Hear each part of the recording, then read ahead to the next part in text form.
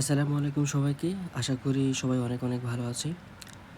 So আজকের এই ক্লাসটাতে আমরা পড়ব হচ্ছে মানবদের প্রতিরক্ষা। এই অধ্যায়ের অর্জিত যে প্রতিরক্ষার ব্যবস্থাটা আর কি, যেটা আমরা অর্জন করি, তো সেই অর্জিত প্রতিরক্ষা নিয়ে আজকে আমরা পড়ব। তাহলে আজকে আমাদের পড়ার টপিক হচ্ছে ভাইয়া অর্জিত প্রতিরক্ষা। সো এটা হচ্ছে একটা থার্ড লাইন ডিফেন্স বা তৃতীয় স্তরের যে প্রতিরক্ষা ব্যবস্থা সেটা। তাহলে এটা হচ্ছে third line. So third line কেন, এটা আমরা পরবর্তীতে আলোচনা করবো ইনশাল্লাহ। সো আপাতত মনে রাখা হচ্ছে থার্ড লাইন। সো ওকে, এখন এই যে অর্জিত প্রতিরক্ষা, আসলে অর্জিত বলতে আমরা কি বুঝি, যেটা আমরা আমাদের দেহের মধ্যে যেই সিস্টেমটা অর্জন করি। মানে কীরকম, ধরো যে কোনো একটা ব্যক্তি হচ্ছে করোনা ভাইরাস দ্বারা আক্রান্ত হয়েছে। এখন এই একটা ধরো হচ্ছে ব্যক্তি ছিল যে হচ্ছে করোনা ভাইরাসের আক্রান্ত হয়েছে। তো সামহাউ সে হচ্ছে দীর্ঘ একটা সময় পর সে হচ্ছে সুস্থ হয়ে গেছে। ধরো এটাকে আমরা অন্য একটা কালার দিই। সে হচ্ছে এখন, আচ্ছা না, কালার একটু চেঞ্জ করি, ওয়েট। সে অসুস্থ যখন করোনা ভাইরাসের আক্রান্ত ছিল তখন সে হচ্ছে হলুদ ছিল, আর যখন সুস্থ হলো তখন সে আবার হচ্ছে হোয়াইটে ফিরে আসলো। ওকে, সো এই যে একটা ধরো করোনা ভাইরাস ছিল, এই করোনা ভাইরাসের আক্রান্ত হওয়ার পরে তিনি যে দীর্ঘ একটা সময় পর সুস্থ হলো, তার মানে কি এবার তার দেহ কিন্তু করোনা ভাইরাসের যে একটা ভ্যারিয়েন্ট ছিল সেই ভ্যারিয়েন্টটা প্রতিরোধী। অর্থাৎ তার দেহের মধ্যে ধরো করোনা ভাইরাস এটা একটা ভ্যারিয়েন্ট ছিল, এই না, ধরো হচ্ছে একটা ডেল্টা ভ্যারিয়েন্ট। এমনিতে জাস্ট একটি গল্প মনে করো যে একটা ডেল্টা ভ্যারিয়েন্ট ছিল। এখন এই ডেল্টা ভ্যারিয়েন্টটা যখন একে আক্রমণ করলো তখন তার দেহটা ডেল্টা ভ্যারিয়েন্টের সাথে অনেক দিন লড়াই করে সে একটা যুদ্ধে জয় করলো। সে একটা যুদ্ধ জয় করার পর তার দেহে এখন ডেল্টা ভ্যারিয়েন্টের বিরুদ্ধে একটা অ্যান্টিবডি আছে। ধরো এটাকে ডেল্টা অ্যান্টিবডি।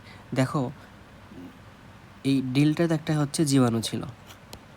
সো এই জীবাণুটা কী করলো, এই জীবাণুর বিরুদ্ধে আমাদের দেহে একটা ডেল্টা অ্যান্টিবডি তৈরি হলো। তার মানে যে জিনিসটা অ্যান্টিবডি তৈরি করে সে একটা জীবাণু, বাট নর্মালি আমরা এটাকে বলবো হচ্ছে অ্যান্টিজেন। কি বলবো?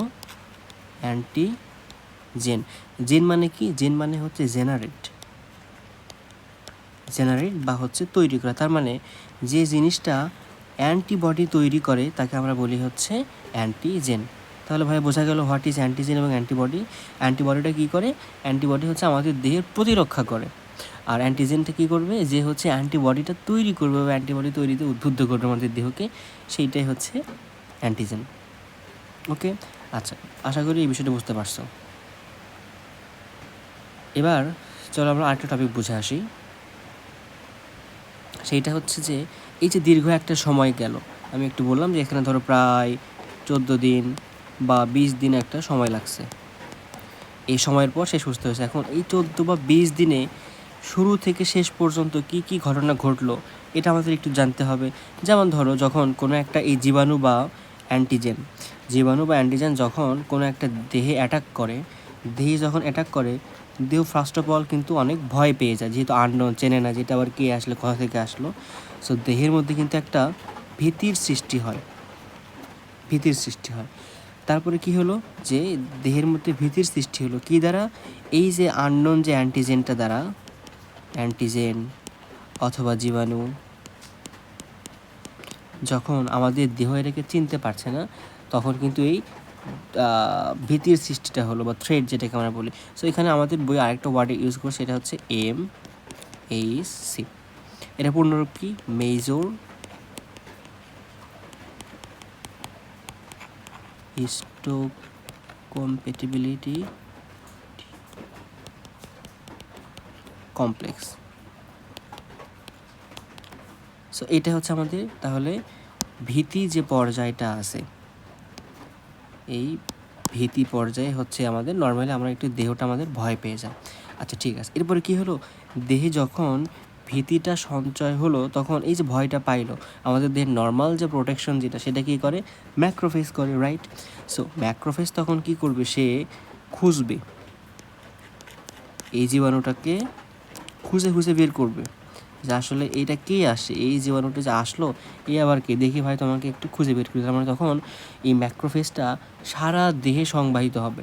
হওয়ার পরে এই যে বাইরের যে জীবাণুটা আছে এটাকে হচ্ছে গ্রাস করে ফেলবে এবং কি করবে, এই যে ম্যাক্রোফেজ, এটা তো একটা কোষ, তাই না? কী করবে, এর অভ্যন্তরে হচ্ছে তার মানে ধরো একটা জীবাণু ছিল, একটা ম্যাক্রোফেজ এসে এটাকে হচ্ছে গিলে ফেললো। ধরো এটা অন্য একটা কালার দিই। এই ম্যাক্রোফেজ এসে জীবাণুকে গিলে ফেললো। তখন গিলে ফেলার পরে কি হবে, গিলে ফেলার পরে এর মধ্যে এই ধরো সেই হচ্ছে ম্যাক্রোফেজ ছিল, এর মধ্যে জীবাণুটা প্রবেশ করলো। এবার কি করবে, এই জীবাণুটাকে হচ্ছে ভেঙে ফেলবে, ভেঙে টুকরা টুকরা করবে। আচ্ছা, এবার ধরো অনেকগুলো টুকরা টুকরা করলো। সো এই যে কাজটা করলো, ম্যাক্রোফেজ খুঁজে বের করলো, এবার জীবাণুকে ভক্ষণ করলো। এই যে দুই নাম্বার ধাপে এটা করলো, এটাকে আমরা বলি যে খুঁজে বের করা, যেহেতু এটাকে আমরা বলি হচ্ছে সন্ধান। তাহলে এবার ম্যাক্রোফেজ কী করলো, সন্ধান করলো বা ডিটেকশন করলো, জীবাণুটাকে খুঁজে বের করলো। আচ্ছা, এখন খুঁজে বের করার পর কাজ, এ কিন্তু জীবাণুটাকে পরিপূর্ণভাবে মারতে পারেনি। তখন সে কী করবে, যে আমাদের দেহে যে একটা অ্যান্টিজেন আছে, এই অ্যান্টিজেনটার কিছু অংশ এর নিজের যে কোষ ঝিল্লি আছে, অর্থাৎ ম্যাক্রোফেজের যে কোষ ঝিল্লিটা আছে, সেই কোষ ঝিল্লিতে সে ধরো হচ্ছে নর্মালি কী করবে, ধরো এটা আমাদের হচ্ছে একটা ম্যাক্রোফেজ কোষ ছিল আর হচ্ছে জীবাণুটা ছিল, এই জীবাণুটার কোষ ঝিল্লিতে নিয়ে এসে বহন করবে। আচ্ছা, বহন করে কি করবে, বহন করে সে হচ্ছে আমাদের প্রধান যে হচ্ছে হেল্পার টি কোষ আছে, যেটা মেইনলি পরবর্তীতে টি সেল এবং বি সেলকে উদ্দীপনা দিবে। এই টি সেল আর হচ্ছে বি সেলকে তথ্য পাঠায়, কে পাঠায়, হেল্পার টি। হেল্পার টি, তার মানে দেখো ম্যাক্রোফেজ সেই খবর দিলে হচ্ছে হেল্পার টিকে, এরপর হেল্পার টি এবং হচ্ছে বি সেলকে পরবর্তী কাজ করবে। তারপরে দেখো এই যে আমাদের ম্যাক্রোফেজটা টি সেলকে খবর দিল, সে হচ্ছে তার নিজের উপরে অ্যান্টিজেনকে ধারণ করে অ্যান্টিজেনের ছবি টবি নিয়ে সবার কাছে যাচ্ছে, দেখো এই একটা জীবাণু আমাদের দেহে আসছে। সো যে অ্যান্টিজেনকে প্রেজেন্ট করতেছে তাকে আমরা কি অ্যান্টিজেন প্রেজেন্টিং সেল বলতে পারি না? অবশ্যই পারি। তার মানে এখানে এই যে ম্যাক্রোফেজ, যেটা এপিসি বলা যায়, অ্যান্টিজেন প্রেজেন্টিং সেল, তার মানে ম্যাক্রোফেজকে কিন্তু আমরা অ্যান্টিজেন প্রেজেন্টিং সেল হিসেবেও বলতে পারি। আচ্ছা, শুধুমাত্র যে এখানে হচ্ছে ম্যাক্রোফেজটাই অ্যান্টিজেন প্রেজেন্টিং সেল হিসেবে কাজ করে এরকম না, আরও কিছু আছে, যেমন লসিকা গ্রন্থির বি কোষ, আবার ডেনড্রাইটিক কোষ, এরা হচ্ছে অ্যান্টিজেন প্রেজেন্টিং সেল হিসেবে কাজ করতে পারে। তবে আমরা আপাতত হচ্ছে ম্যাক্রোফেজটা নিয়ে পড়াশোনা করব। তো এবার কি করলো, এই যে ম্যাক্রোফেজ টি কোষকে দিল, এই হচ্ছে টি হেল্পার টিকে দিল, তারপরে সঠিক ধরনের যে হচ্ছে হেল্পার টি কোষের কাছে যাওয়ার পরে কী করবে, টি কোষ সমগ্র যে অর্জিত প্রতিরক্ষার লাইনের মেইন যে সুইচের মতো আছে সেই হিসেবে কাজ করবে। এবং এই যে আমাদের ম্যাক্রোফেজটা ধরো একটা টি কোষের কাছে যাচ্ছে, আরেকটা টি কোষের কাছে যাচ্ছে, আরেকটা টি কোষের কাছে যাচ্ছে, এরকম প্রতিটা হেল্পার টি এর কাছে কাছে যেতে যেতে যেটা একদম সঠিক যে টি কোষটা আছে তার কাছে যায়। এখন সঠিক টি কোষে যাওয়ার পরে কী করে, এই যে টি কোষের সঙ্গে যুক্ত হয়ে সেখানে কিছু রাসায়নিক পদার্থ ক্ষরণ করে, ফলে কি হয়, যে টি যে কোষটা আছে সাইটোটক্সিক টি বা পরবর্তী বিটা, যাই হোক আপাতত মনে রাখো যে এই কাজটা করলো।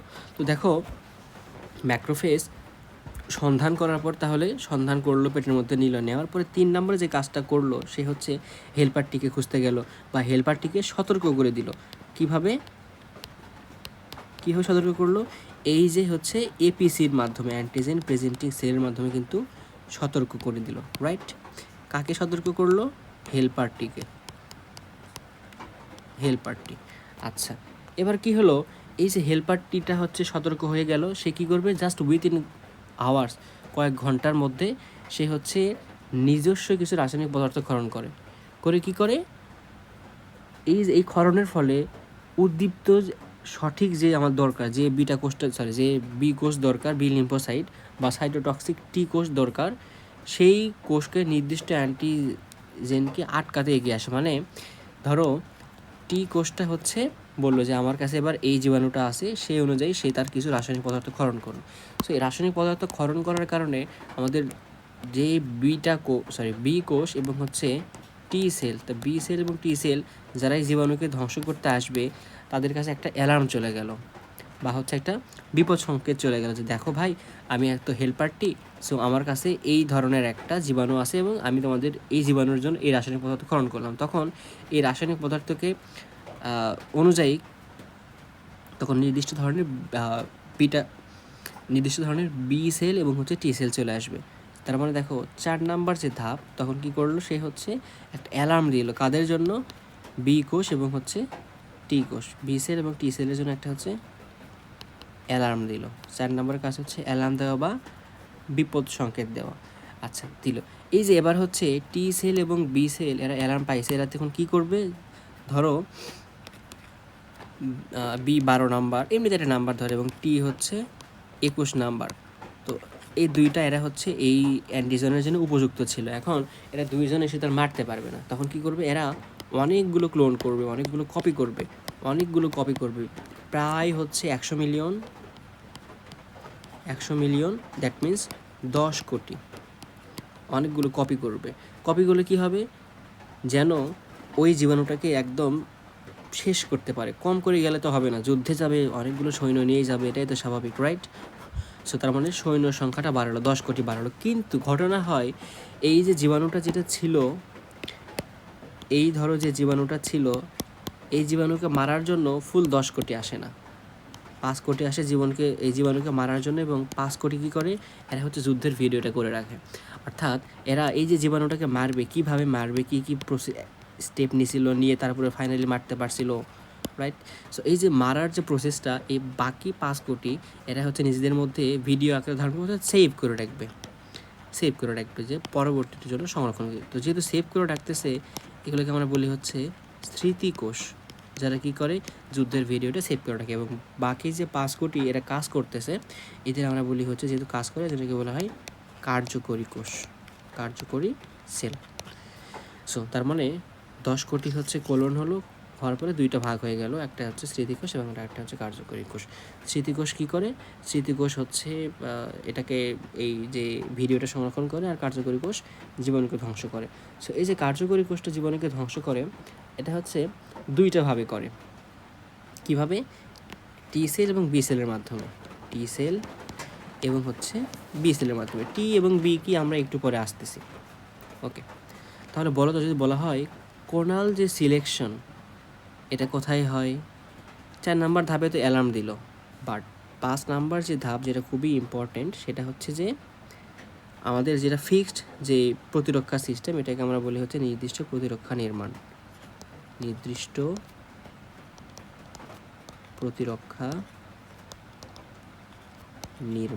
অর্থাৎ টি সেল এবং বি সেল একটা করে নিজেরা সতর্ক হওয়ার পরে অনেকগুলো ক্লোন করলো বা হচ্ছে কোনাল সিলেকশন করলো, তারপরে সেখানে হচ্ছে দুইটা ভাগ হয়ে কার্যকরী কোষ এবং স্মৃতিকোষে ভাগ হলো। এবার কী করবে, এবার জীবাণুকে ধ্বংস করবে। তো এই যে জীবাণুকে ধ্বংস করা, দ্যাট মিনস প্রতিরক্ষা, যেটা আর কি 6 নম্বরে ফাইনালি যে প্রতিরক্ষা, সেই প্রতিরক্ষা। এখন প্রতিরক্ষা দুইভাবে করা যায়, একটা হচ্ছে যে টি সেলের মাধ্যমে, একটা হচ্ছে বি সেলের মাধ্যমে। সো বি সেল এটা অ্যাকচুয়ালি হচ্ছে অ্যান্টিবডি তৈরি করার মাধ্যমে জীবাণুকে ধ্বংস করে। এবং অ্যান্টিবডি কোথায় থাকে ভাইয়া, রক্তে বা রক্তের প্লাজমাতে থাকে। সো এটা হচ্ছে প্লাজমাতে থাকে। সো যেহেতু প্লাজমা থাকে, এটাকে আমরা বলা হচ্ছে হিউমোরাল। আরেকটা হচ্ছে টি সেল, যারা হচ্ছে সাইটোটক্সিক টি কোষ। এরা হচ্ছে কী নির্ভর, এরা হচ্ছে কোষ নির্ভর। এরা ডাইরেক্ট হচ্ছে ওই জীবাণুকে অ্যাটাক করে এবং হচ্ছে সেটাকে হচ্ছে পরবর্তীতে ধ্বংস করে দেয়। সো এরা হচ্ছে কী নির্ভর, এরা হচ্ছে কোষ নির্ভর। আমরা একটু পরে এগুলো নিয়ে আরও বিস্তারিত জানতে পারবো, যে সমস্যা নেই।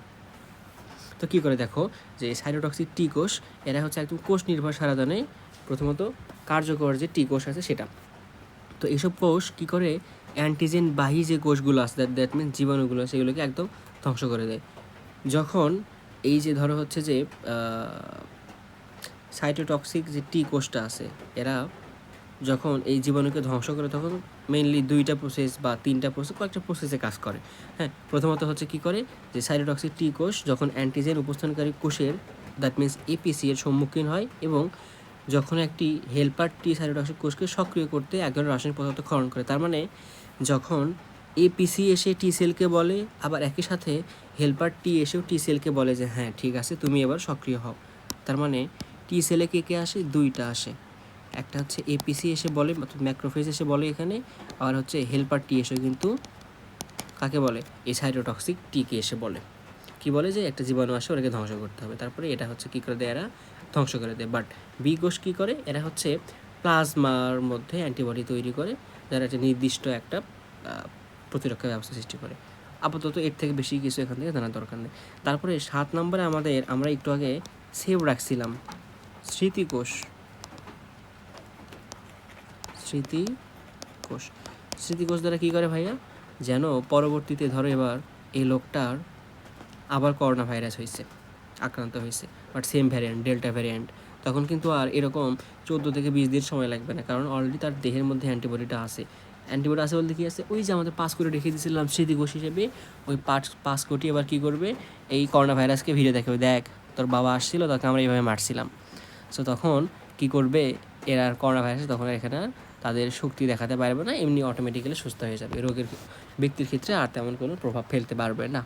তার মানে এখানে আমরা 2টা সাড়া পাবো। একটা হচ্ছে যে ধরো প্রথমবার যখন এর 14 থেকে 20 দিন লাগছিল সুস্থ হতে, তখন একটা, আবার হচ্ছে দ্বিতীয়বার যদি আক্রান্ত হয়, এটা হচ্ছে প্রথম, এটা হচ্ছে দ্বিতীয়বার যদি আক্রান্ত হয় সেক্ষেত্রে দেখা যায় 3 থেকে 4 দিনের মধ্যে ব্যক্তিরা সুস্থ হয়ে যায়। তার মানে বলতো কোন ক্ষেত্রে সময় বেশি লাগছে, প্রথম ক্ষেত্রে টাইম বেশি, দ্বিতীয় ক্ষেত্রে টাইম কম। কোনটা শক্তিশালী, যেখানে টাইম কম লাগে সেটা অবশ্যই শক্তিশালী, তাহলে এটা হচ্ছে স্ট্রং,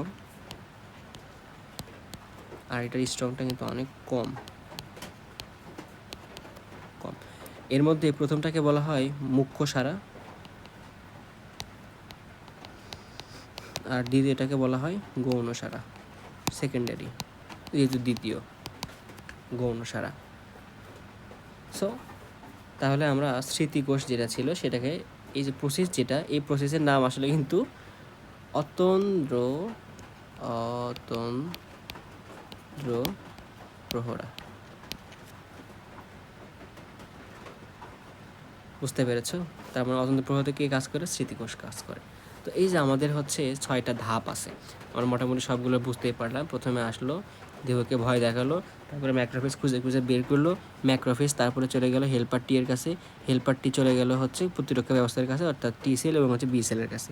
এরপরে টি সেল আর বি সেল সেটা বুঝতে পারে, নিজেদের মধ্যে অনেকগুলো ক্লোন সৃষ্টি করলো, প্রায় 100 মিলিয়ন। তারপর 2টা ভাগ হয়ে কেউ হচ্ছে যুদ্ধ করতে গেল, কেউ যুদ্ধের ভিডিও করতে থাকলো।